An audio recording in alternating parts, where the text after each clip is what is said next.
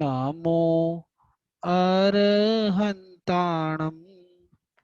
नमो सिद्धाणं नमो आयर्याणं नमो उवजायाणं नमो लोये सवसाहुणम् एसो पंचनमोकारो सव पावपणासनो मंगला नंच सवेसिम पडमं हवहि मंगलम।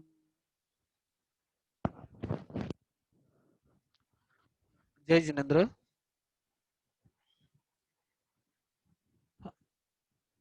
अनंत शक्तिमान हमारी आत्मा को जगाने की बात चल रही है कि ये जो आत्मा है ये हमारी क्या है, अनंत शक्तिमान है।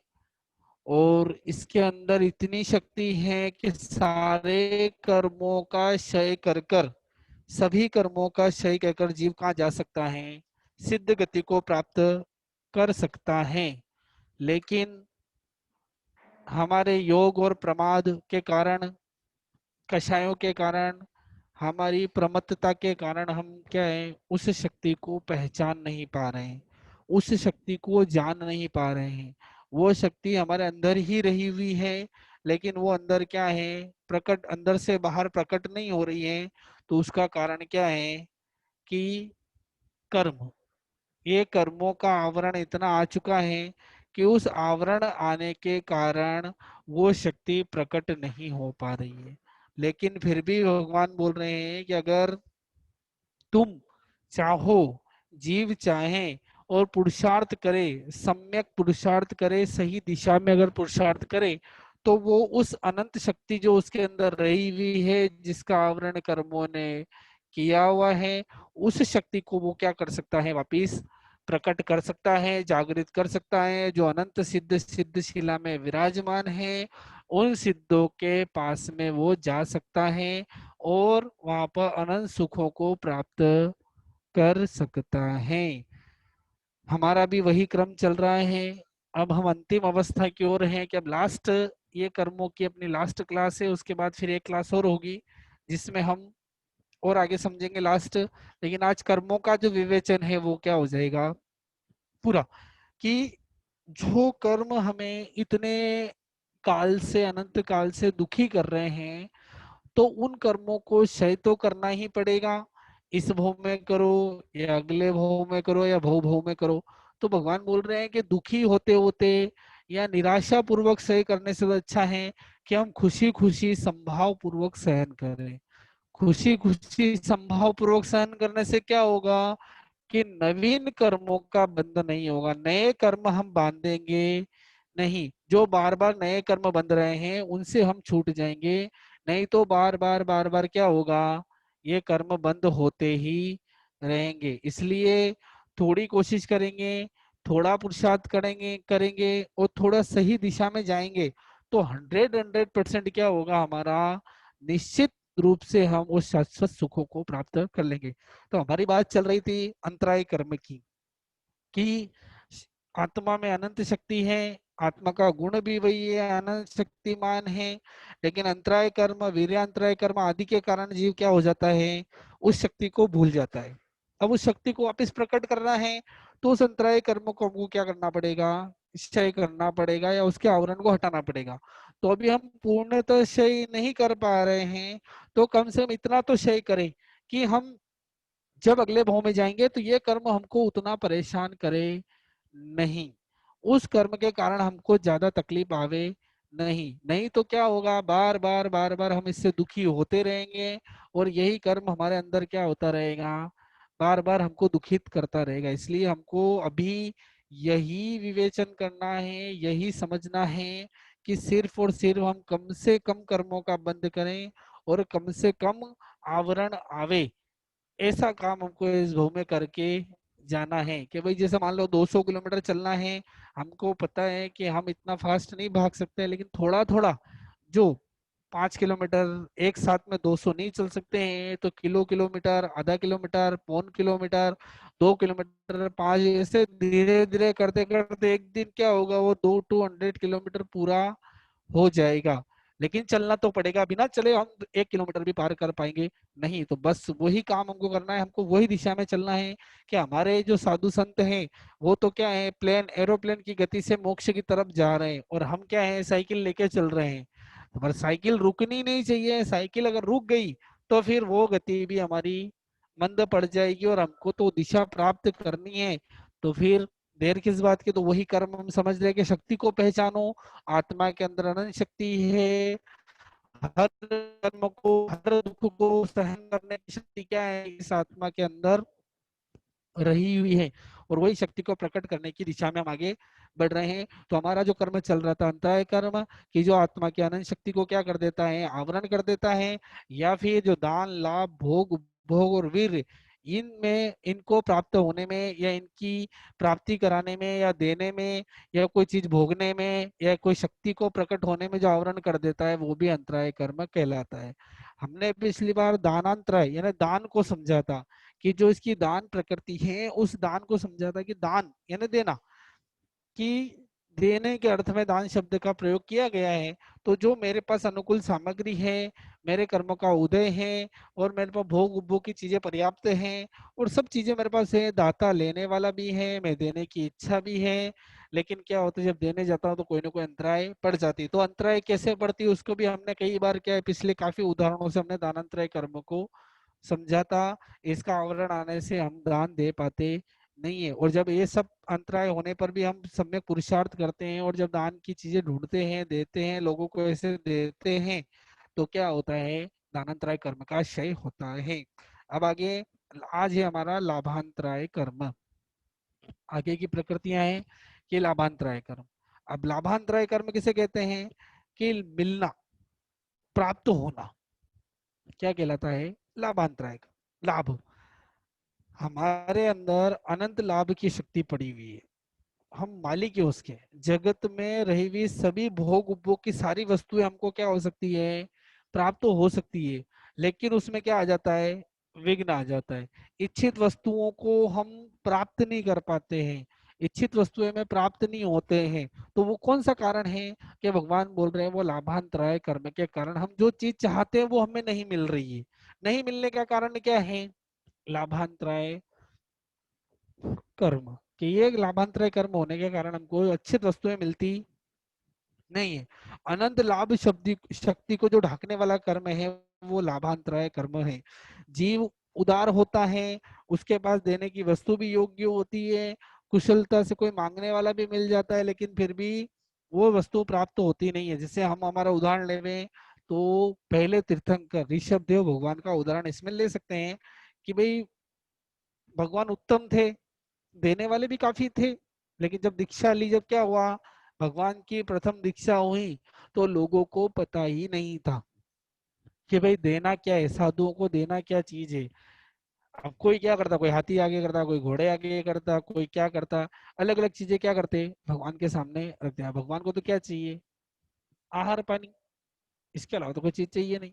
अब लोग अलग अलग चीज ला, कोई सोने की थाल लाता, कोई चांदी की थाल लाता, ऐसे अलग अलग चीजें क्या भगवान के सामने लाते हैं।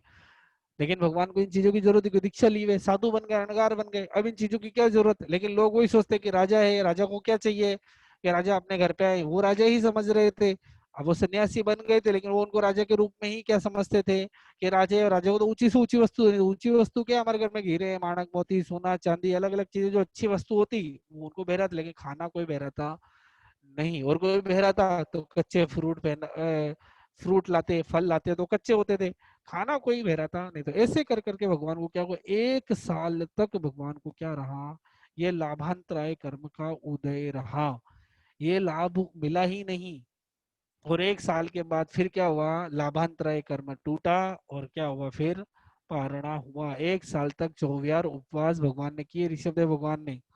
हमको धर्म मिला है ना, हमारे धर्म की हम अगर कदर करें, या हम उसको समझे ना, तो इतने इतने ऊंचे ऊंचे क्या मिले हमको, महापुरुष मिले हैं, कि भले कुछ भी हो जाए, लेकिन मैं सचित का आहार करूंगा नहीं, दोषीला आहार करूंगा नहीं। लेकिन आजकल क्या होता है, छोटी छोटी चीजों में ही क्या होते हैं, हमारे गुरु भगवान टूट जाते हैं या हो जाते हैं, पालने वाले भी हैं।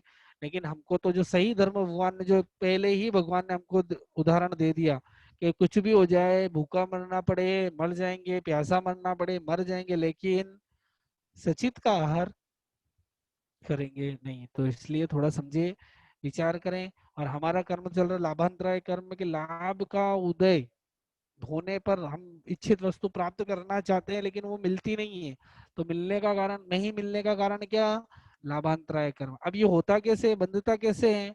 अब एक उदाहरण देखें हम थोड़ा सा, कि कई बार कई घरों में क्या होते हैं कि जानवर पाले जाते हैं, नहीं होते हैं, कोई कुत्ता पालता है, कोई बिल्ली पालते हैं, या कोई अलग अलग जानवर पालने का शौक होता है। तो अपन कुत्ते का उदाहरण है कि कुत्ते पालते हैं ना, और चलो नहीं भी पालते, लेकिन क्या होता है, आपने देखा होगा कई बार कि बचपन में आपने या मैंने या कई लोगों ने, क्या है कि कुत्ते बचपन में घर में एक संस्कार होते हैं, भाई कुत्ते को क्या डालना, सुबह सुबह रोटी डालना। तो क्या हम रोटी डालने जाते हैं ना, तो वो रोटी ऐसे ऊंचे हाथ कर लेते हैं, और कुत्ता फिर क्या होता है, उछलता है, तो वो उछलता है और हम क्या कर लेते हैं, रोटी ऊपर कर लेते हैं। कई बार हमारे साथ घटना घटती है ना, कि पेमेंट लेने का टाइम आता है, तो जैसे किसी ने 1 तारीख बोला, तो हम बिल्कुल सही समय पर, उसने 1 तारीख का 12 बजे का बोला, तो हम 1 तारीख को 12 बजे क्या हो गए, पहुंच गए। और जैसे वहां गए, उसने बोला एक नहीं 10 को आना। फिर 10 को उसने जिस टाइम बुलाया तो उस टाइम पे चले गए। फिर 10 गए तो 20 हो गए। फिर 20 को बुलाया तो बोले नहीं 30 तारीख को दूंगा। तो ये 3 बार इतना, जब 1 तारीख को का हुआ पेमेंट आने वाला था, 1 तारीख को कोई मुझे लाभ मिलने वाला, तो वो कितना खींच गया, 1 महीने खींच गया। क्या कारण? लाभांतराय कर्म। अब लाभांतराय कर्म बांधा कैसा? कैसे ही कि वो कुत्ते को जब रोटी देने की बारी आई, तो वो जब ऊंचा उछला तो हमने रोटी और ऊपर कर दी। जैसे कई बार होता है ना, कुत्ते को या अपन क्या बोलते हैं, घर में जानवर होते हैं, तो हम बोलते हैं कि जा ये बोल लेके आ, वो बोल ऊपर उछालते हैं और ऊपर उछलते, वो प्राप्त करने के लिए ऊपर ऊपर उछलता है, और हम क्या करते हैं, उसको और ऊपर ऊपर क्या करते हैं, उसको अंतर मतलब उसको उसको ऐसा लगता है कि मुझे ये चीज मिल जाएगी, और उसको क्या कर देते हैं हम, और ऊपर उठा देते हैं। रोटी डालते हैं तो रोटी ऊपर, हाथ ऊपर करते जाते हैं, ऊपर करते जाते हैं, और ऊपर करते करते क्या होता है, उसको ऐसा लगता है कि मुझे मिलने वाली है, और हम और रोटी का टुकड़ा क्या कर देते हैं, ब्रेड का टुकड़ा, बिस्किट का टुकड़ा और ऊपर करते हैं, उसको उछालते हैं। तो वो उसके जो लाभ मिलने वाला था, उसमें क्या करा हमने, फिर वापस बाधा डाल दी, मिलने वाला था हमने बाधा डाल दी। तो ये बाधाएं क्या होती है, ऐसे कर्म बन जाते हैं, और ये लाभांतराय कर्म क्या हो जाता है हमारा, इस प्रकार होता है कि कोई लाभ मिलने वाला होता है, कोई वस्तु मिलने वाली होती है, और क्या हो जाता है, वो अंतराय पड़ती जाती है। ये लाभांतराय, इस तरह से हम बांध लेते हैं। सब योग्य है, देने वाला भी योग्य है, लेने वाला भी योग्य है, लेने की इच्छा भी है, सब चीजें हैं, लेकिन फिर भी क्या है, नहीं मिल रहा है। जब समय आएगा, अब तो आज तो 100% क्या होगा, ये काम हो ही जाएगा, और क्या हो जाता है, भगवान बोल रहे उस समय शांति रखनी। कई बार लोग नहीं मिलता है ना लाभ, तो दूसरों को दोष देने लग जाते हैं, दूसरों को क्या करने लग जाते हैं, अ, दोषी मानने लग जाते हैं, या उनको गालियां देते हैं, या उनके प्रति अशुभ भाव रखते हैं, उनका बुरा करने की सोचते हैं। भगवान बोले तुम्हारे ही पूर्व जन्म में कैसे कर्म है कि जब तुमको कुत्ते को रोटी देने की बात आई, तो कुत्ते को रोटी देते हो, तो ऊपर ऊपर क्या कर लेते हो, हाथ ऊपर कर लेते हो, तो वो अंतराय उदय में तो आएगी ना। हमारे घर में जानवर है, तो हम उनको अंतराय दे रहे हैं ना, कि उसको खाने का टाइम हो गया, खाना नहीं दिया। ये भी लाभांतराय कर्म है। कई बार हमारे यहाँ काम करने वाले व्यक्ति होते, भाई 1 से 3 के 1 से 2 उनके खाने का टाइम है, और हम 1 बजे उनको कोई काम बताते थे। तो उनका जो भोजन का टाइम है, जो उनकी जो आहार का टाइम है, उस समय उनको काम बता दिया, तो उनको जो लाभ मिलने वाला था, जो वस्तु मिलने वाली थी, वो क्या दे दिया हमने, अंतराय दे दिया। किसी को दान मिलने वाला था, हमने बीच में क्या कर दिया, कि नहीं इसको दान नहीं देना, दान देना तो क्या मैं बताऊंगा वहां देना, पर इसको नहीं देना, तो उसके तो अंतराय पड़ी।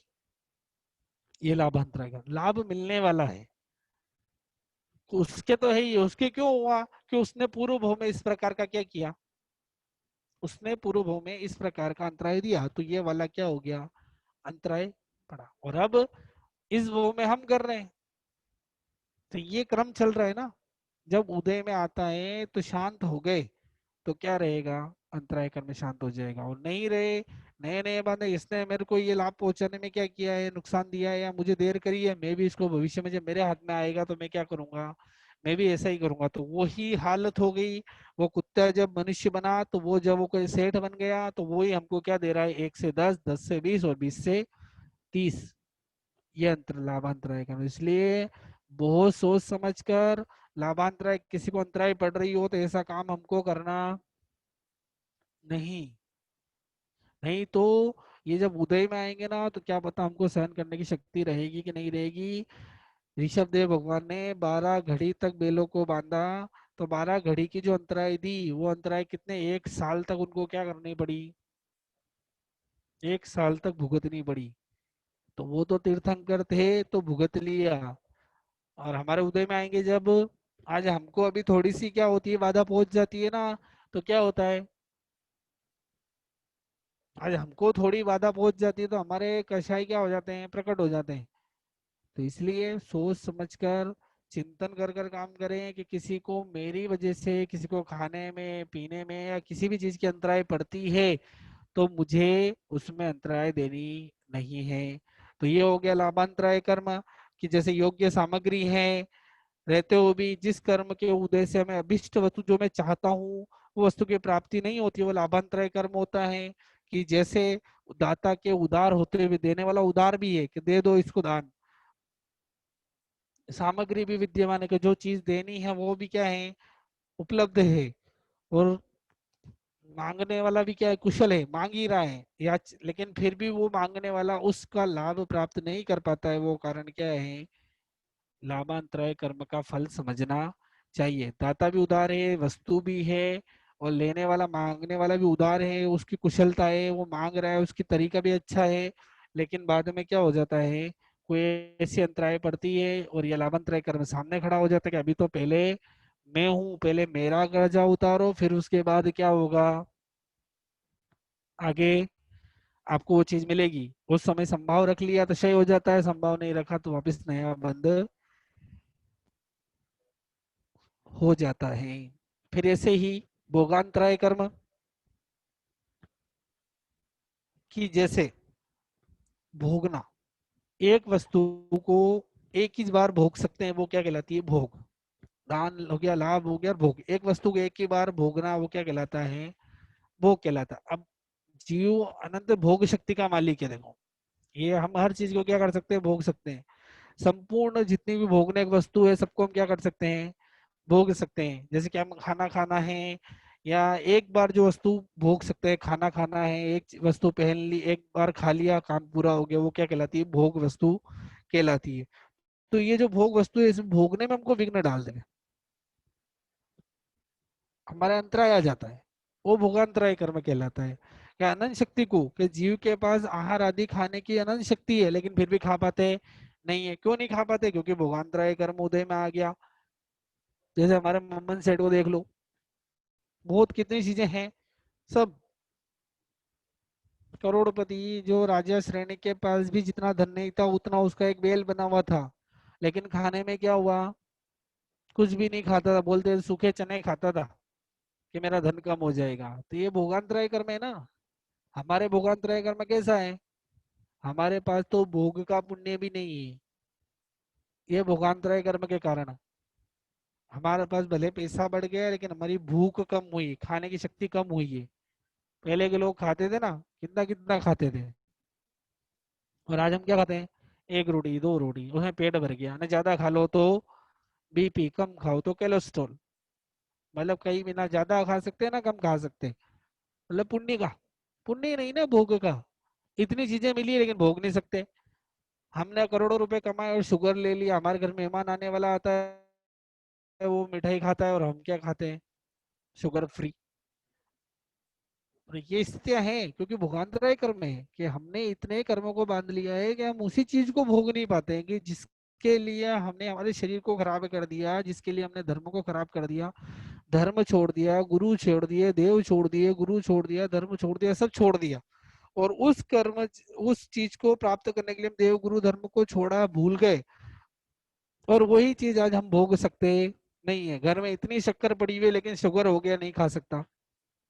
घर में इतना तेल घी पड़ा हुआ है कि अटैक आया हुआ है, हार्ट का प्रॉब्लम है, तेल घी खाना नहीं। जिसको जमा करने के लिए देवगुरु धर्म का हमने क्या करते हैं, विस्मृत कर गया, भूल गए, और जब भोगांतराय कर्म आया तो सामने पड़ी है, हमारे घर में मेहमान आने वाला हमारे सामने रसगुल्ले खाता है और हम उसके सामने फीकी चाय पीते हैं। कभी विचार किया इस चीज को कि हमने इस मीठी चीज को प्राप्त करने के लिए हमारा तन मन सब क्या कर दिया, नष्ट कर दिया। तन मन तो किया पर देवगुरु धर्म को भी हमने क्या कर दिया, भूल गए। और आज हम क्या पी रहे हैं, बड़े शौक से फीकी चाय पी रहे हैं और बोलते भी है, दुख नहीं होता है, बोलते हैं हाँ मैं तो फीकी चाय पीता हूँ। पीते क्या हो, भोगांतरय कर्मोदय है, इसलिए खाने की इच्छा तो बहुत है, सामग्री भी बहुत है।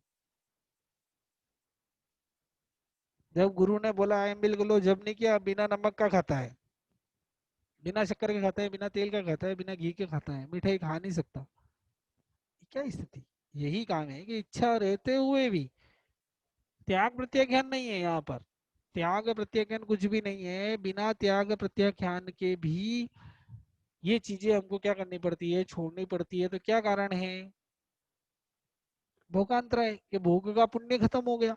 जब था जब खाया, जब उदय में था, जब हमने क्या कर दिया, खाया ही नहीं, और जब खाने की इच्छा हुई तो हमने खड़ा हो गया अंतराय कर्म, दूसरों को इतना अंतराय दिया खाने पीने में, भोगांतराय कर्म है। इसलिए भगवान बोल रहे हैं कि जो हम अंतराय देते हैं इस तरह से उदय में आती है कि हमने जीवों को इतना, हमारे मम्मन सेठ को देख लो, इतना धन होते हुए भी, इतनी चीजें होते हुए भी उसने कुछ नहीं खाया, सब नहीं छोड़कर कहाँ चले गए, अनंतानुबंधी लोभ जिसे कहते हैं। तो उस लोभ के कारण हमने उस चीज का उपयोग किया नहीं, और क्या हो गया, वो बोलते ना खाएगा पिएगा तो अंग लगेगा, दिए लेगा देगा, दान दे दिया तो क्या लगेगा, काम लगेगा, अगले भाव में काम आएगा, और बचेगा खुचेगा तो जंग लगेगा। जो बच गया वो क्या हो जाएगा, कहीं मर गए, उसको देख देख के हम तो ऐसे ही खुश है बस, हमने हमारा पैसा देखा, बैंक बैलेंस देखा, चेक बुक देखी, गड्डियां देखी और हम खुश हो गए। लेकिन खाने का क्या, जब खाना खाने बैठे तो क्या खा रहा है, बिना शक्कर की चाय, बिना तेल की सब्जियां, बिना घी की रोटी, ये खा रहे हैं। देखे ही है और देख ही रहे हैं कि जिस वस्तु को प्राप्त करने के लिए मैंने अनंत काल क्या कर दिया, इस भोग को पूरा नष्ट कर दिया, देवगुरु धर्म को विस्तृत किया, धर्म करने की बारी है तो नहीं, अभी नहीं, अभी तो कमाने का टाइम है। अभी तो क्या है, कमाने का टाइम है। अभी तो मैं क्या करूंगा, अभी उसके बाद कर लूंगा। और उसके अंदर इतने डूब गए कि धर्म को छोड़ दिया। और वो छोड़ा तो अंतराय कर्म बंधा, भोगांतराय कर्म बंधा। और जब खाने की समय आया कि चलो अब मैंने बहुत कमा लिया, बैठ के शांति से खाऊंगा, तो बीपी, कोलेस्ट्रॉल, शुगर, ये वो, अटैक, बाईपास, ये सब सर्जरी क्या है, दुनिया भर के रोग शरीर में आकर क्या हो गए, उत्पन्न हो गए। आप क्या खाओगे, ये भोगांतराय कर्म का उदय। उसके बाद फिर आगे बढ़े तो फिर उपभोगांतराय। उपभोगांतराय किसको कहते हैं, कि जिस कर्म के उदय से, या उपभोग समझ ले में पहले तो, कि बार बार जिसका उपयोग किया जा सके। बार बार कौन सा, जैसे कपड़े पहन लिए, गाड़ी का यूज है, या जो जो चीजें हम गहने हैं, वस्त्र है, आभूषण है, इन चीजों का हम बार बार उपयोग करते हैं। भोग में तो एक बार खा लिया पूरा, जैसे नाश्ता किया, खाना खाया एक बार, जैसे डिस्पोजल हो गया तो भोग हो गया। लेकिन उपभोग क्या हो गया, जिसका बार बार उपयोग किया जा सके, बार बार उसको क्या कर सकते हैं उपयोग, जैसे वस्त्र है, आभूषण है, गाड़ी है, कपड़े हैं, गहने हैं, जो भी है, जो बार बार उपयोग किया है उपभोग। तो जिस कर्म के उदय से हमारे कोई प्रत्याख्यान त्याग नहीं होते हैं, लेकिन उपभोग की इच्छा है, और अपने अंदर से वो सामग्री भी उसके पास है, स्वाधीन सामग्री के मैं उपयोग कर सकता हूँ, लेकिन रोग आदि वश के कारण वो उसका उपभोग कर पाता नहीं है, उपभोग ही नहीं कर पाता है। अनंत शक्ति होते हुए भी क्या कर सकता है, वो उपभोग ही नहीं कर पाता है, कि कोई ना कोई विघ्न आ जाता है। कपड़े हैं तो क्या नहीं पहन सकते, कोई ना कोई प्रॉब्लम, रोग हो गया, कपड़े पहनना नहीं, एकदम सिंपल कपड़े पहनना है, इतने बड़े बड़े अच्छे अच्छे सूट पहना है, सूट लिए, बड़े बड़े लिए, बड़ी बड़ी साड़ियाँ लिए, सब लिए, और क्या कर सकते, पहन सकते नहीं। इतनी ज्वेलरी ली, सोने की ज्वेलरी खरीदी, लेकिन सोने से एलर्जी हो गई। गाड़ी, लेकिन गाड़ी में बैठते ही वोमिट होता है, इतनी शौक से गाड़ी ली, और गाड़ी में बैठते ही क्या होता है, नहीं भोग सकते, उसका उपभोग ही नहीं कर सकते। हमने देखा ना, उपभोग परिभोग परिमाण, जो व्रत है हमारा साथ, उसमें कितनी चीजें हैं, लेकिन हम उसका उपभोग ही नहीं कर पाते हैं। चीजें लाने के बाद पड़ी रहती हैं, कोई छीन लेता है या ऐसे कोई झगड़े हो जाते हैं या कोई अंतराय देते थे कि इस चीज को हाथ लगाना नहीं। कई बार गाड़ी लेके आते हैं, बोलते मेरी गाड़ी कोई हाथ नहीं लगाएगा, सामने दिख रही है लेकिन रिक्शे में जाना पड़ता है, बेटे ने मना कर दिया है, पापा ने मना कर दिया है, नहीं जा सकते। ये उपभोग अंतराय। ऐसे हमारे दिन भर में ऐसी कई घटनाएं घटती है कि भोग में अंतराय पड़ जाती है, उपभोग में अंतराय पड़ जाती है। चीजें मिलने वाली होती है लेकिन नहीं मिलती है तो लाभ में अंतराय पड़ जाती है। भोग में कोई चीजें, मैं खाना खाने बैठने ही वाला था लेकिन फोन आ गया और मैं खाना खा सका नहीं, या सामने वाले के कोई सब इच्छा थी, मेरी चीजें भी थी लेकिन मैं सामने वाले ने खाने बनाया नहीं। कपड़े सब तैयार होने थे, दर्जी का सिलने दे दिए थे, सब होने वाला था, सब कंप्लीट था कि नहीं आज तो किसी हालत में मिल जाएंगे, लेकिन दर्जी के वहां कोई काम आ गया। अब कैसे बनोगे वो कपड़े? तो उस समय जब ये चीजें घटती है ना, जब भगवान समझा रहे हैं कि हमको उस समय संभाव रखना है, उस समय हमको चिंतन करना है कि भाई मेरे से कर्म उदय में आ गए, जब भी तो कर्म कटेंगे ना।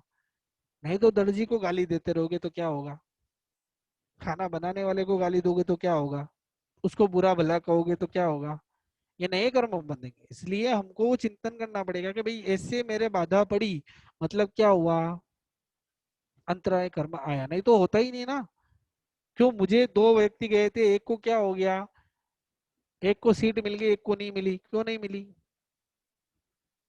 दो व्यक्ति गए थे, बस में जा रहे थे और एक को क्या मिल गई, सीट मिली, मुझे नहीं मिली। मेरी टिकट कंफर्म नहीं, उसकी टिकट कंफर्म हो गई, भले मुझसे बाद में कराई उसने, कैसे हो गया? ये चिंतन करेंगे ना तो पता चलेगा भाई मेरे ही ऐसे कर्म उदय में है, मेरे ही ऐसी प्रक्रिया है, मैंने इससे पूर्व में ऐसे कर्मों का बंध किया हुआ है कि वो जब भी मैं कोई चीज भोगने जाता हूँ या कोई चीज मुझे मिलने वाली होती है या मैं बार बार उपभोग करने वाली वस्तु प्राप्त करने जाता हूँ और वो क्या हो जाती है। कई बार बोलते हैं मैं तो जब भी जाता हूँ ना, मेरे को उपासना में कुर्सी मिलती ही नहीं है, मेरे को नीचे ही बैठना पड़ता है। तो क्यों, इतनी कुर्सियां होते हुए भी लोगों को, और आपसे बाद में कोई आता है और उसको क्या हो जाती है, कई बार कुर्सी मिल जाती है, कोई देने वाला मिल जाता है, कोई उठ के चला जाता है कि बाहर से वो नई कुर्सी ला के रख देता है उसके लिए। क्यों हुआ ऐसा? कि वो उपभोगांतराय था कि मैं उस कुर्सी का उपभोग करना चाहता था लेकिन वो जैसे ही मेरे कर्म उदय में आ गए तो मुझे उस समय कुछ मिला ही नहीं। हर जगह ये चीज हमारे सामने आती है लेकिन हम क्या होते हैं, हम निमित्त को दोष देने लग जाते हैं, उपादान समझते ही नहीं है कि मेरे खुद के अंदर मेरे खुद के किए हुए कर्म ऐसे हैं इस कारण ये उदय में आते हैं। वो निमित्त तो बेचारा क्या, मेरे उपादान से वो निमित्त खड़ा हुआ है, लेकिन हम निमित्त को ही बोलते हैं, तुमने ऐसा किया, तुमने मेरे साथ ऐसा किया, तुमने मेरे कपड़े फाड़ दिए, तुमने मेरे समय पे कपड़े ला के नहीं दिए, तुमने मुझे खाना नहीं दिया, तुमने मेरा ऐसा किया। तो हम बार बार जो दूसरों को दोष देते हैं ना, तो ये चीजें क्या हो जाती है, खड़ी हो जाती है सामने, और ये नए नए कर्म बनता जाता है। जैसे एक, वो क्या होते हैं, परंपरागत उत्पत्ति होती है कि एक बीज से एक वृक्ष बना, वृक्ष से फल आए, फल का फिर बीज आया, बीज में फिर नया वृक्ष खड़ा हो गया, फिर उस वृक्ष खड़ा हुआ, फिर फल बना, फिर बीज आया, फिर नया, तो परंपरा से उत्पत्ति चल, तो हम भी ऐसे ही कर रहे हैं कि हमने पूर्व में कर्म बांधे, आज उदय में आए, फिर नए कर्म बांध लिए, फिर आज नए कर्म बांधे, फिर वो जब उदय में आएंगे तो फिर नया कर्म बांध लेंगे। तो हम ये परंपरागत उत्पत्ति कर रहे हैं।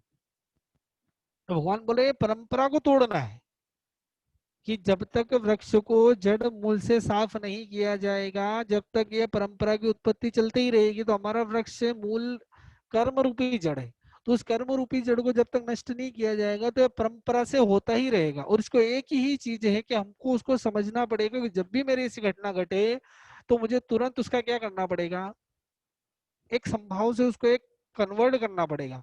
जब मैं उसको कन्वर्ट नहीं करूंगा तो क्या होगा, मैं भागते ही जाता हूँ, भागते ही जाता हूँ, भागते ही जाता हूँ, मेरे पास स्पीड ब्रेकर नहीं है, मतलब एक्सीलेटर है और कार है और स्टीयरिंग रोड खुला पड़ा है, तो मैं भागते ही जाऊंगा क्या?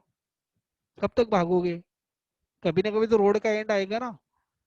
लेकिन यहाँ कर्मों में कोई एंड नहीं है, भागते ही रहो, भागते रहो। जब मुझे कोई चीज वस्तु मिलने वाली थी या मैं उसको भोग करने वाला था या उपभोग करने वाला था, और जब मेरे वो अंतराय पड़ी, तो जब मैंने उस समय सोचा क्या, मैं नया वापिस फल का बीज तो नहीं बना रहा हूँ, बीज से वापिस नया वृक्ष तो नहीं बना रहा हूँ, मैंने जो कर्म उदय में आए थे उसका वापिस नया कर्म का बंध तो नहीं कर लिया। ये चिंतन जब तक नहीं आएगा, ये जागृति नहीं आएगी, तो परंपरा से कर्म क्या होंगे, बढ़ते ही जाएंगे। एक कर्म से दूसरा कर्म, दूसरे कर्म से तीसरा कर्म, तीसरा, और आज तक हमने यही किया है। इसीलिए तो हम यहाँ बैठे हैं ना, मैं आपके सामने बैठा हूँ, आप मेरे सामने बैठे, क्या कारण है?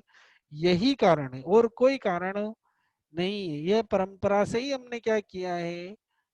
अगर ये परंपरा नहीं टूटी, क्यों हमारे साथ में हमारे तीर्थंकर कभी ना कभी तो आनंद भव में कभी ना कभी हम तीर्थंकरों के जीव के साथ में होंगे। तो हे प्रभु, आपने ऐसा क्या किया जो मैं नहीं कर पाया?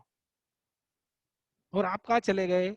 सिद्ध भगवान बन गए, सिद्ध बन गए, और मैं ये संसार भटक गया। कभी इस चीज को एक विचार किया क्या प्रभु ऐसा क्या हो गया, ऐसा मैंने क्या कर दिया? तो प्रभु एक ही जवाब देते हैं कि भाई एक ही चीज की है कि तुमने उस परंपरा को खत्म नहीं किया, और मैंने उस परंपरा को क्या कर दिया है, खत्म कर दिया है। ये भगवान हमको समझा रहे हैं कि भगवान ने उस परंपरा को, परंपरा उत्पत्ति को खत्म कर दिया, और हम उस परंपरा उत्पत्ति को खत्म नहीं कर पा रहे हैं। हमको पता होते हुए भी हम उसको खत्म नहीं कर पा रहे हैं कि भाई उसमें ऐसा होता है, क्या करूं, आ जाता है, हो जाता है, करना पड़ता है। तो फिर अभी तक क्या है कि हमने उस स्टेज पे नहीं पहुंचे, उस जगह पे नहीं पहुंचे जो भगवान हमको बता के गए हैं। तो फिर परंपरा उत्पत्ति तो चलती रहेगी, करते रहो करते रहो। हम उस परंपरा को दुख मान लेते हैं, जब उदय में आता है ना तो उसको क्या मान लेते हैं, दुख मान लेते हैं। और भगवान बोलते हैं उसको दुख नहीं मानना है, उसको सही रूप में मानो कि बहुत अच्छा हुआ कि उदय में आ गया। नहीं तो क्या होता है, जैसे एक व्यक्ति क्या हुआ कि भगवान के सामने, फोटो के सामने खड़ा और बोला कि ये भगवान, मेरा पिछला साल बहुत बुरा गया। तो बोले क्या हुआ? तो उसने एक पत्र लिखकर भगवान के वहां रख दिया। उसमें क्या लिखा था कि पिछला साल में क्या हुआ, कि पहली चीज कि मेरे पिछले साल मुझे किडनी का ऑपरेशन कराना पड़ा। दूसरा, मैं 60 साल का हो गया, तो मेरा जिस कंपनी में काम करता था वहां से मैं रिटायरमेंट हो गया मेरा। तीसरा, मेरे बेटी को मैंने अमेरिका में 1 करोड़ की गाड़ी दिलाई थी, वो गाड़ी का एक्सीडेंट हो गया।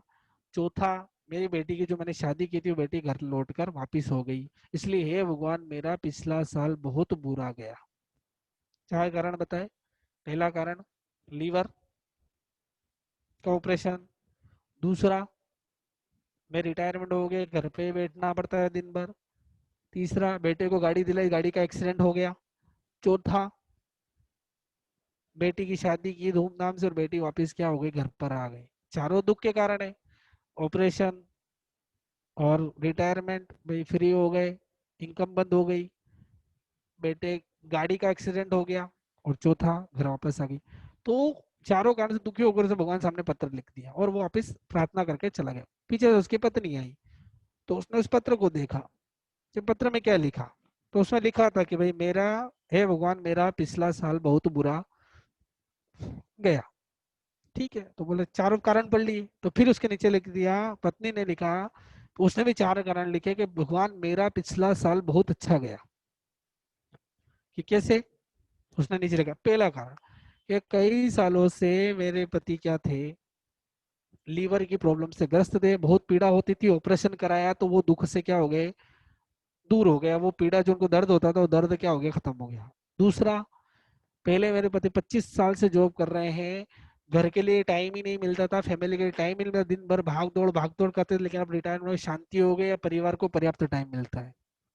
तीसरा, गाड़ी दिलाई, एक्सीडेंट हुआ गाड़ी का, लेकिन भगवान का शुक्र है कि गाड़ी का एक्सीडेंट हुआ लेकिन बेटे को कुछ हुआ नहीं। गाड़ी का एक्सीडेंट तो ऐसा हुआ था कि बेटा मर सकता था, लेकिन बेटे को कुछ हुआ नहीं। भले गाड़ी गई तो गई, लेकिन ये अच्छा हुआ कि बेटा बच गया। चौथा, कि बेटी वापिस आई, वो कोई दिक्कत नहीं, बेटी को ससुराल वाले इतना परेशान करते कि शायद वो आत्महत्या भी कर देती, लेकिन वापिस क्या हुए, वो जिंदा वापिस आ गई। इसका भगवान बहुत बहुत धन्यवाद। इसलिए मेरा पिछला साल बहुत अच्छा गया। कारण वही थे, वही प्रॉब्लम थी लीवर की, लेकिन ये हुआ, ऑपरेशन हो गया, तो दर्द से क्या हो गई, पीड़ा खत्म हो गई। फिर वही था, रिटायरमेंट हुई, आवक बंद हुई, लेकिन परिवार के लिए समय नहीं था, लेकिन अब पूरा परिवार के लिए समय तो समय हुआ। चौथा, एक्सीडेंट वही था, लेकिन वहां पे ये कहा कि गाड़ी खत्म हो गई, यहाँ बोल रहे कि बेटा बच गया, इससे बड़े गाड़ी तो और भी आ जाएगी, लेकिन बेटा चला जाता तो क्या होता, बेटा नहीं आता। चौथा कारण वही था कि बेटी चली गई, शादी हो गई, लेकिन वहाँ इतना तंग करते थे, कहीं आत्महत्या, कहीं सुनने में आते कि बेटी ससुराल में आत्महत्या कर लेती, लेकिन वो इतना परेशान करते, बेटी ने हिम्मत दिखाई और क्या हो गई, घर वापस आ गई। इसलिए है भगवान, मेरा पिछला साल बहुत अच्छा गया। क्या था? एक ने दुखी होकर वापस नए कर्म का बंध किया, और एक ने क्या किया, उसी को सही रूप में लेकर क्या कर लिया, कर्मों की निर्जरा कर ली। बस हमको भी यही सही सही उसका कन्वर्जन करना है, घटना नहीं अर्थ घटन करना है, इंटरप्रिटेशन करना है कि ये जो हुआ है ये बहुत अच्छा ही हुआ है, ये बहुत अच्छा ही हुआ है कि ये चीज मुझे नहीं मिली, अगर मिल जाती तो नए कर्म बनते बढ़िया हुआ। चलो ये कर्म तो क्या हुए, कम से कम शांत हुए, ये कर्म तो सही हुए।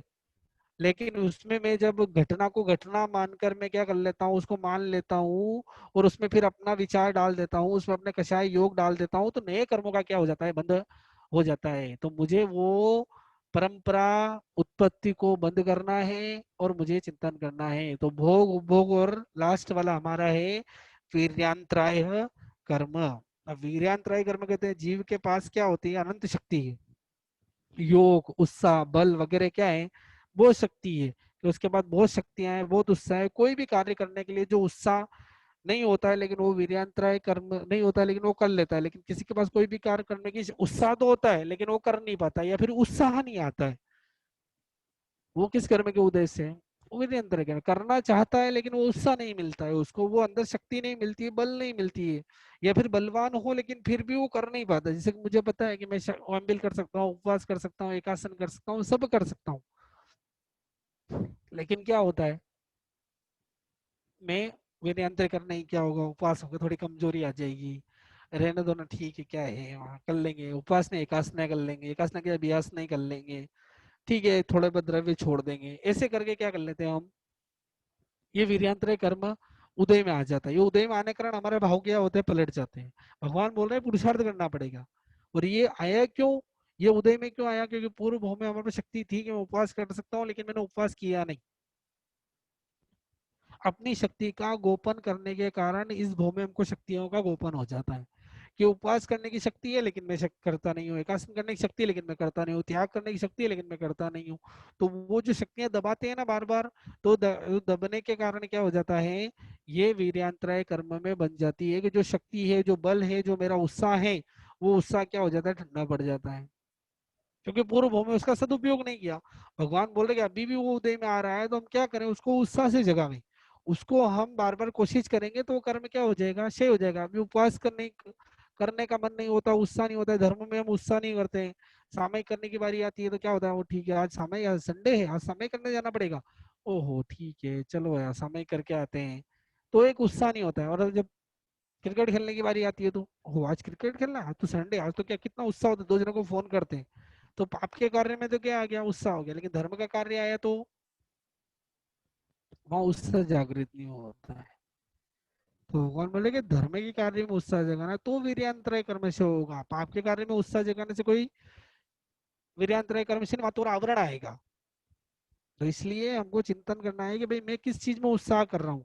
हम कोई भी काम हो, जैसे मान लो पिक्चर मूवी देखने जाते हैं तो कितना खुशी होती है चेहरे पे, ये एकदम खुशी होती है, गाड़ी में बैठते तो हवा आती है तो और बढ़िया लगता है कि कितना एकदम फर्स्ट क्लास, कहाँ जा रहे हैं मूवी देखने, एकदम खुशी होती है चेहरे पे, कि आज तो नई मूवी आई है वहां जा रहे हैं। और दो जने साथ में होते तो वैसी ही बातें नहीं, और फिर किसी का बीच में फोन आ जावे कि कहाँ हो भैया, तो बोलेंगे भैया अरे हम तो मूवी देखने जा रहे हैं, कहाँ जा रहे हैं, मूवी देखने जा रहे हैं,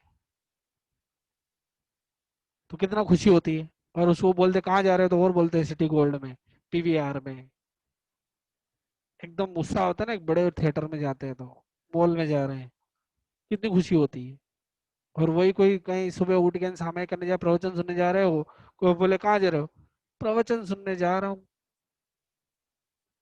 सामयिक करने जा रहा हूँ, सुबह उठ के होते थे सब मुंह लटके के प्रवेश में करेंगे स्थानक में, साधु संतों के दर्शन करेंगे तो तिकुतों की वंदना करी ऐसी, आंखें झुकी हुई, हाँ उत्साह आना चाहिए। वहां वीर्यांतरय कर्म का बंध है, यहाँ पर वीर्यांतरय कर्म का क्षय है, कि जो उत्साह मिला उस उत्साह से काम करना है, कि धर्म करने का मुकाबला सामयिक कर रहा हूँ मैं, प्रतिक्रमण कर रहा हूँ मैं, जिन वाणी सुन रहा हूँ वो उत्साह क्यों नहीं है, वो बल यहाँ क्यों नहीं प्रकट होता है, वो बल संसार में प्रकट होता है। यहाँ वंदना करनी हो तो खड़े खड़े ही वंदना कर लेंगे, बैठे बैठे ही वंदना कर लेंगे, पैर दुखते हैं घुटने दुखते हैं, और वहां जब जिम में जाते हैं तो वो उठक बैठक कराता है, वहां पुशअप कराता है, इधर उधर भगाता है, तो वहां बड़े शान से कर लेते हैं। वहां सब बल अपना क्या लगा, यहाँ बंदा का भगवान मेरे घुटने बहुत दुखते हैं ना, कमर दुखती है ना, पेट दुखता है ना, हाथ दुखते हैं, यहाँ सब दुखना चालू हो जाता है। और जब वह संसार के कार्य में होते हैं तो लाइन में खड़े होते हैं, तो वीजा की लाइन में खड़े होते हैं, तो पासपोर्ट की लाइन में खड़े होते हैं, तो टिकट की लाइन में खड़े होते हैं, तो हाँ तो दुगना उत्साह से खड़े रहेंगे, क्या अभी नहीं खड़े रहेंगे तो क्या हो जाएगा। और यहाँ कभी खड़ा होना पड़े तो खाने की लाइन में खड़े होते तो कैसे उत्साह से खड़े होते, कि अब मेरा नंबर आएगा, अब मेरा नंबर आएगा। तो धर्म में निरुत्साही क्यों बनते हैं, धर्म में उत्साह क्यों नहीं आता है, धर्म में वो चीज क्यों प्रकट नहीं होती, वो प्रकट करनी पड़ेगी। वो ऐसे होगी नहीं, वहां हम प्रकट करते वहां भी होती नहीं है, हम वहां करते हैं। तो यहाँ भी हमको क्या करना पड़ेगा, वो प्रकट करनी ही पड़ेगी, हमको वो लाना ही पड़ेगा अंदर से। उससे भगवान बोल रहे हैं, ये विद्यांतराय कर्म का उपशम होता है, शोपशम होता है, तो हमारी इसी स्थिति घटती है, लेकिन हम जब उत्साह जगाएंगे तो क्या होगा, वो उदय में आएगा। इसलिए हमको कोशिश करनी पड़ेगी। वीर्यांतराय कर्म भी तीन प्रकार का बताया भगवान ने। बाल वीर्यांतराय, कि जिस कर्म के उदय से संसारी कार्यों में समर्थ होने पर भी जिसका कार्य ना कर सके। एक ये होता है कि भाई संसार के कार्य में भी हमको करना बहुत है, ये तीन प्रकार से होता है ना भाई। अभी मैंने धर्म की बात करी, लेकिन अब संसार की बात है, संसार में कोई काम करना चाहता है लेकिन वो होता नहीं है उससे, वो शक्ति नहीं है, वो बल नहीं है। मैं से क्यों 100 किलो की बोरी नहीं उठती है, क्यों मेरे से सीढ़ियां नहीं चढ़ी जाती है, क्यों नहीं होता, ये मेरे विद्यांत कर्म का श्रेय है। शब समय नहीं देखा होगा, पहली तरह किसे गए होंगे या सुना होगा या देखा होगा कि दो व्यक्ति होते हैं, दोनों एक एक आदमी को बिठा करके पालीतना का पहाड़ चढ़ जाते हैं वो डोली में, और वापस उतार के भी ले आते हैं। कितनी शक्ति होगी उसके अंदर, ये बल कहाँ से आया, ये बाल वीर्यांतराय है, लेकिन बल आया कहाँ से, ये वीर्यांतराय कर्म के शिवोपम से तो आया ना। शक्ति कहाँ से मिली, पूर्व में शक्ति का इतना शिवोपम किया, आज ये शक्ति मिली उनको, कि वो अपने अकेले ही चढ़ना भारी पड़ता है, उतरना भारी पड़ता है, पैर सूज जाते हैं ऊपर से नीचे आते हैं तो। और वो व्यक्ति दिन में दो दो बार, तीन तीन बार, शायद संभावना चार चार बार ऐसे क्या होते हैं, ऊपर से नीचे लोगों को वजन उठाकर क्या कर लेते हैं, चढ़ा कर ले जाते हैं। कितनी शक्ति होगी, ये कहाँ से आई, ये बाल वीर्यंत्र कर्म का आशय किया तो। लेकिन यहाँ पे नहीं होता है, हमसे नहीं हो रहा है। संसार का कोई कार्य होता है, 2 किलो 5 किलो उठाने में थक जाते हैं, या कोई कार्य संसार करने में उत्साह नहीं आता है, दुकान खोलते तो ठीक है, संसार का कोई भी कार्य में उत्साह नहीं आता है, वो बाल वीर्यंत्र है। फिर आगे बढ़े, पंडित वीर्यंत्र, जिस कर्म के उद्देश्य से मोक्ष की इच्छा रखते हुए साधु साध्वी संयम प्रयोग क्रियाओं को न कर सके, ये है पंडित वीर यात्रा है। कि जिस कर्म को उद्देश्य मुझे दीक्षा लेनी है, बहुत उत्साह होता है कई लोगों का, मुझे क्या लेनी, दीक्षा लेनी, दीक्षा लेनी, लेकिन वो क्रियाएं देखकर क्या होता है, जैसे हम भी कई बार बोलते हैं मुझे दीक्षा लेनी, दीक्षा लेनी, लेकिन क्या होता है, जब वो उदय में आता है, जब वो मैं करना चाहता हूँ तो क्या होता है, वो क्रियाएं देखकर, वो सुबह का प्रतिक्रमण, शाम का प्रतिक्रमण, वो क्या बोलते हैं प्रतिलेखना है, या पलटने की विधि है, या लोच है, या विहार है, ऐसी क्रियाएं देखकर मैं क्या हो जाता हूँ, पीछे हट जाता हूँ कि नहीं मुझे करनी है, लेकिन मैं उसको कर पाता नहीं हूँ। कई लोग लेने के बाद भी क्या होते हैं, छोड़ देते हैं। कारण ये है कि भाई इतना उस क्रियाओं से उनको क्या हो गया, कि भाई इतना मैं नहीं कर सकता, मैं लोच लोच करना है, हर साल में 2 बार लोच करना है, या इतना इतना विहार करना है, गर्मी में, ठंडी में, बारिश में विहार करना है, इतना मैं कर सकता नहीं हूँ। वो शक्ति अब क्या हो गई, खत्म हो गई। या कोई व्यक्ति देख कर ही पीछे हट जाता है, लेने की इच्छा बहुत होती है कि मुझे करना ही ये काम, तो मुझे क्या करना है इस भाव में, करना ही है किसी भी हालत में। लेकिन जब वो उसके नजदीक जाता है, वो क्रियाएं देखता है कि भाई सुबह 4 बजे उठना पड़ेगा, शाम को 10 बजे पहले सो नहीं सकते, या प्रतिमन करना पड़ेगा, याद करना पड़ेगा, गुरु की सेवा करनी पड़ेगी, पलटना पड़ेगा, देखकर चलना पड़ेगा, लोच करना पड़ेगा, इतने लंबे लंबे विहार करने पड़ेंगे, रोज प्रवचन देने पड़ेंगे, दिन में सो नहीं सकते, जो भी भगवान के नियम है उस नियम के अनुसार मुझे रहना पड़ेगा। तो इतनी तो मुझ में शक्ति है ही नहीं, मैं कर ही नहीं सकता हूँ, इतना तो मेरे में क्या है। तो वो किस कारण से हुआ ऐसा, ये वीर्यांतराय कर्म के, पंडित वीर्यांतराय कर्म के उदय से। फिर बाल पंडित वीर्यांतराय कर्म के, जिसके मतलब जो व्यक्ति श्रावक बनना चाहता है, कि वो मुझे क्या लेने हैं, श्रावक व्रत लेने हैं, चाहता भी है, लेकिन कर्म का उदय ऐसा होता है कि बाल पंडित वीर्यांतराय कर्म का उदय को श्रावक पना ले ही नहीं पाता है। वो उन क्रियाओं को देखकर क्या होता है, या उस व्रतों को देखकर पीछे हट जाता है कि भाई इतनी मर्यादा करनी पड़ेगी, नहीं मैं इतनी मर्यादा नहीं कर सकता। इतना कौन ध्यान रखेगा कि भाई पानी को बचाना है, ये नहीं करना है, 10 जीवों को नहीं मारना है, गाड़ी चलानी हो ध्यान से चलानी है, कि इतना कौन करेगा। मैं तो ये नहीं खा पाऊंगा, वो नहीं खा पाऊंगा। मैं तो बहुत सारी चीजें खाता हूँ, तो मुझे छोड़नी पड़ेगी अगर मैं श्रावक बन गया तो। मैं तो झूठ ही नहीं बोल पाऊंगा, मेरा तो झूठ बोलने का ही काम है। ये चोरी करना है, मेरा तो चोरी करने का ही काम है, मैं चोरी नहीं कर पाऊंगा।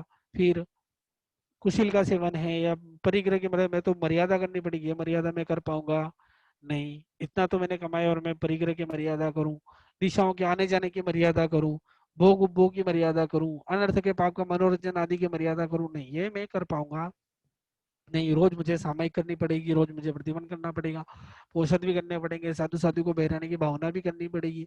तो ये तो क्या हो गया, इतना तो मैं कर ही नहीं पाऊंगा। तो इसलिए मैं वो लूंगा नहीं। तो वो जो करना भी चाहता है, होना भी चाहता है, लेकिन फिर क्या होता है वापिस, वो क्या होता है पीछे हट जाता है। क्या कारण, शक्ति होते हुए भी, चाहते हुए भी वो ना श्रावकपना ले पाता है ना साधुपना ले पाता है। क्या कारण है, यही कारण है। तो इस कारणों को समझेंगे ना तो पता चलेगा कि किस तरह से मुझे ये उदय में आता है और किस तरह से मैं इसको भोग रहा हूँ। यही कारण है कि दान लाभ भोग उपभोग और वीर्य की जो स्थितियां हैं, इसको मैं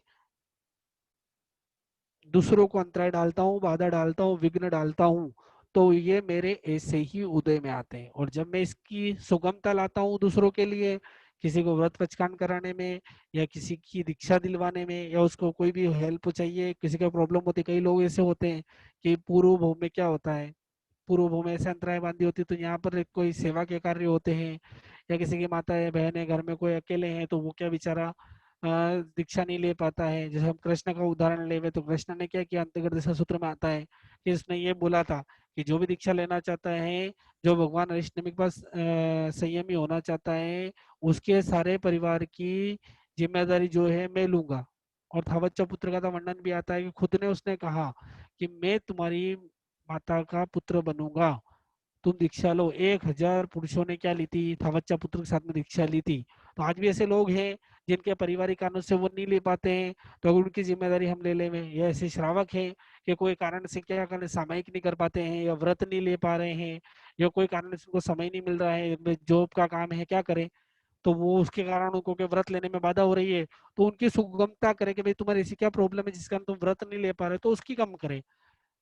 कि कोई कारण से तुम्हारे जॉब का समय ज्यादा है, तो हम उस जॉब के समय तुम इस एक्स्ट्रा काम करके तुम कमाते हो, तो उसके लिए हम क्या करेंगे, तुम्हारी व्यवस्था कर देंगे ताकि तुमको एक्स्ट्रा काम नहीं करना पड़े, और वो जितना तुम कमाते हो वो कमाने का काम तुम्हारे क्या करेंगे, घर पे उपलब्ध करा देंगे। तो उससे क्या हो जाएगा, तुम्हारे व्रतों में सामायिक आदि में क्या होगा। कई लोग बोलते हैं पोषद नहीं कर पाते हैं हम, ये लोग बोलते हैं उपवास नहीं कर पाते हैं, हमको जाना ही पड़ता है, हम प्रतिबंध नहीं कर पाते हैं। तो हम हमारे यहाँ भी कभी जैन साधु भाई कोई काम करते हो तो उनको ये बोल कर रखो कि भाई तुमको प्रतिबंध करना है, सामायिक करना है, दिन की एक सामायिक और प्रतिबंध तुमको छूट है, भले काम आगे पीछे करना पड़े कोई दिक्कत नहीं है, लेकिन तुमको अगर सामायिक प्रतिबंध करना है तो तुम आराम से कर सकते हो, कोई दिक्कत नहीं, इसके लिए मेरी पूरी छूट है।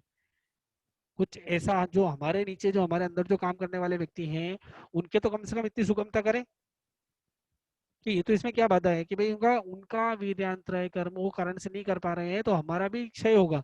कि हम लोगों को क्या कर रहे हैं, उनके अंतराय तोड़ रहे हैं, तो उनके अंतराय तोड़ने में बाधा होगी, तो हमारा अंतराय कर्म भी क्या होगा, टूटेगा।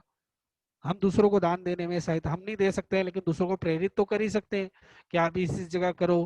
किसी के लाभ में बाधा आ रही है, किसी को प्राप्त करने में किसी के द्वारा बाधा आ रही है, तो उसको समझा सकते हैं कि भाई तुम इनको क्या करो, बाधा मत दो, जो है जो मिल रहा है तो वो कर सकते हो। दान आदि लेने देने में बाधा कर रहे हो, किसी को खाने पीने में तकलीफ पड़ रही हो, तो चाहे मैं नहीं कर सकता हूँ, मेरी इतनी शक्ति नहीं है, लेकिन मैं दूसरों को प्रेरणा करके उसको ऐसी सामग्री उपलब्ध करवाऊं, उसकी ऐसे कपड़े आदि हैं ये उपलब्ध करवाऊं, या किसी के व्रतों में, या किसी को शक्ति आदि किसी की हेल्प कर दूं, किसी को सामान उठाने में प्रॉब्लम हो रही है तो मैं उसकी थोड़ी हेल्प कर दूं। तो ये इससे क्या होगा, जब मैं दूसरों की अंतराय टूटेगी तो उसमें साथ में मेरी भी अंतराय क्या होगी, और मैं दूसरों को अंतराय दूंगा, दान में अंतराय दूंगा, लाभ में अंतराय दूंगा, भोग में दूंगा, उपभोग में दूंगा, शक्ति में दूंगा, कि क्या व्रत क्या लेना, कोई लेने की जरूरत कहाँ, बंद रहे उसमें, बंदोगे तो और क्या हो जाएगी, और दुखी होगे, क्या मतलब, फिर खा नहीं पाओगे, बैठ नहीं पाओगे, घूम नहीं पाओगे, पिक्चर नहीं देख पाओगे, क्या फायदा, कोई व्रत व्रत लेने नहीं। दीक्षा लेके क्या करोगे, कुछ होना जाना नहीं है। दीक्षा में भी ऐसे ही काम होते हैं, वहां भी लड़ाई झगड़े होते हैं, वहां भी कषाय तो है ही है। इससे अच्छा है क्या है, व्रत ले लो। और जो व्रत लेने वाला है उसको बोलते क्या करोगे, सब बंद जाओगे, फिर कुछ कर नहीं पाओगे। तो इसलिए दीक्षा से किसी का मन हटा देना, तो ये क्या होती है कि हम अंतराय कर्म का क्या कर देते हैं, ऐसे बंद कर लेते हैं, हम विघ्न उत्पन्न कर देते हैं और सामने वाले को बाधा उत्पन्न कर देते हैं, उसको इस तरह से भाव उसके क्या कर देते हैं, विकट कर देते हैं, तो वो विकृत कर देते हैं, तो ये हमारे अंतराय कर्म बंद जाते हैं। इसलिए थोड़ा चिंतन करें, विचार करें, विस्तृत वर्णन था लेकिन फिर भी हम शॉर्ट में, क्या समय कम था, तो ये हमारे आठों कर्मों का ज्ञानावनी, दर्शनावनी, वेदनीय, मोहनी, आयुष्य, नाम, गोत्र और अंतराय, ये 8 कर्मों का वर्णन हमारा यहाँ पर क्या होता है, पूरा होता है। 8 कर्मों की उत्तर प्रकृतियां जो थी, 48 उत्तर प्रकृतियां थी, वो हमने समझ ली है। बहुत ज्यादा वर्णन था, हमने फिर भी बहुत तरीकेबद्ध सही समय पर उसको पूरा करने की पूरी कोशिश करी है। कोई चीज समझ में नहीं आई हो तो फिर कभी मौका मिलेगा तो हम समझाने की कोशिश करेंगे। अब ये 8 कर्म के हमारे 8 कर्म और उसकी मूल उत्तर प्रकृतियां, मूल प्रकृतियां 8 और उत्तर प्रकृतियां 148 थी, वो आज हमारी क्या हो गई है, इसके बंध के कारण भी हमने समझ लिए, फल भोग के कारण भी समझ लिए। बस हमको चिंतन यही करना है कि हमने जो समझा है, सुना है या जो जीवन में उतरा है, उससे एक ही लक्ष्य है कि कम से कम कर्मों का बंद करना है।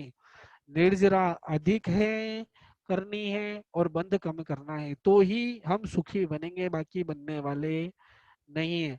अब अगली जो लास्ट क्लास होगी, अब उसमें हम इन कर्म प्रकृतियों की स्थिति को समझेंगे, किस कर्म की कितनी स्थितियां हैं और वो स्थितियां जो हैं कितने काल तक हमारे साथ में रहती है, और कोई कर्म हम जो बांध रहे हैं वो बांधने के बाद कितने समय तक हमको दुख देता है, और बांधने के बाद ऐसी क्या स्थिति बनती है कि इतने टाइम तक तो हमको दुख देता ही नहीं है, मतलब इसको हम बोलेंगे अबाधा काल, कि एक बार बांध लिया लेकिन कोई कर्म बांधने के बाद तुरंत उदय में आता है या कुछ टाइम लगता है, उसके क्या क्या कारण है वो हम क्या करेंगे अगली क्लास में समझने की कोशिश करेंगे। लेकिन आज जो अभी तक जो हमने सीखा है, समझा है कि जो 148 प्रकृतियां हैं, जो बंध के कारण है, जो भोग के कारण है, उसको हम जितना आचरण में लाएंगे, जितना हम समझेंगे, सुनेंगे, बार बार पढ़ेंगे, हमारे इसको आपको विस्तृत पढ़ना है तो भगवती सूत्र का 8वें शतक का 9वें उद्देश्य पढ़ सकते हैं, या पंडवना सूत्र का पहला और दूसरा 23वें पद का पहला और दूसरा पद है, उसमें भी इसका वर्णन दिया हुआ है तो उसमें भी पढ़ सकते हैं। नहीं तो ज्ञानी पुरुष कई सारे हैं हमारे यहाँ पर, तो उनको भी हम क्या कर सकते हैं, उनसे भी संपर्क कर सकते हैं, या और भी नहीं हो तो मुझसे भी संपर्क कर सकते हैं। तो जैसे भी हो सकता है वैसे हमको इसके विस्तृत वर्णन करेंगे। जितना हम निर्जरा के भाव में रहेंगे, जितना संभाव में रहेंगे, उतनी निर्जरा ज्यादा होगी। अगली बार वो विशेष कुछ चीजें समझाने की प्रयत्न करूंगा, वो हमारी लास्ट क्लास रहेगी। कर्म प्रकृति हमारा पूर्ण हुआ। अब किसी को कोई प्रश्न पूछना है तो वो पूछ सकते हैं, 2 मिनट है अपने पास, किसी को प्रश्न पूछना है तो वो पूछ सकते हैं।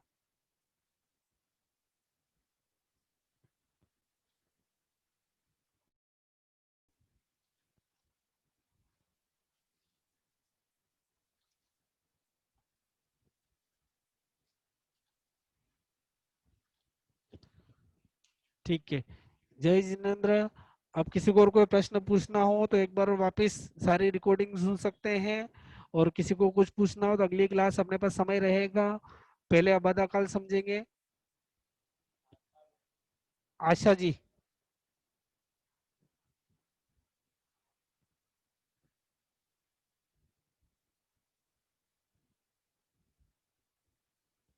आशा जी बाफना।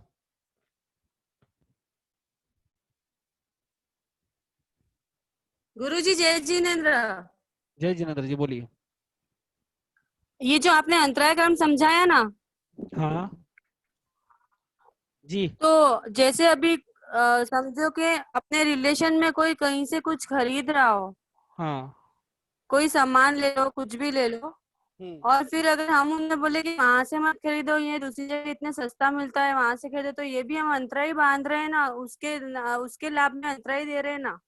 हाँ, ये भी एक तरह से अंतराय कर्म है, लेकिन यहाँ पे अपने परिवारजन जो होते हैं ना, उनके लाभ की हमारी भावना होती है, वहां पर उसको दुख देने की भावना नहीं है हमारी। जो सामने वाले के अंतराय बांधते हैं ना, यहाँ जो अंतराय लेनी है वो सामने वालों हाँ। को द्वेष की भावना से अंतराय देना,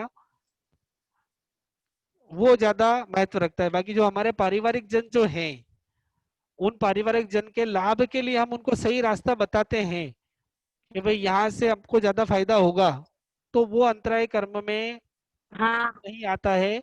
सूक्ष्म रूप से तो बंधता ही है, क्योंकि हम किसी न किसी के तो अंतराय देते ही हैं। हम्म, तो वो सूक्ष्म रूप से तो आता है, लेकिन बड़े रूप ठीक में नहीं आता गुरुजी। है। बड़े रूप में तो आप कषायवश करोगे ना, कि नहीं इसके यहाँ से खरीदना ही नहीं है, तो वो अंतराय कर्म बड़े रूप में बनता है। ठीक है, जय जिनेन्द्र। और कृपा किसी को कराई जय जिनेन्द्र। जय जिनेन्द्र। और किसी को पूछना है कुछ? ठीक सर। ओके, जय जिनेन्द्र। आप सब पधारे, इसके लिए बहुत बहुत धन्यवाद।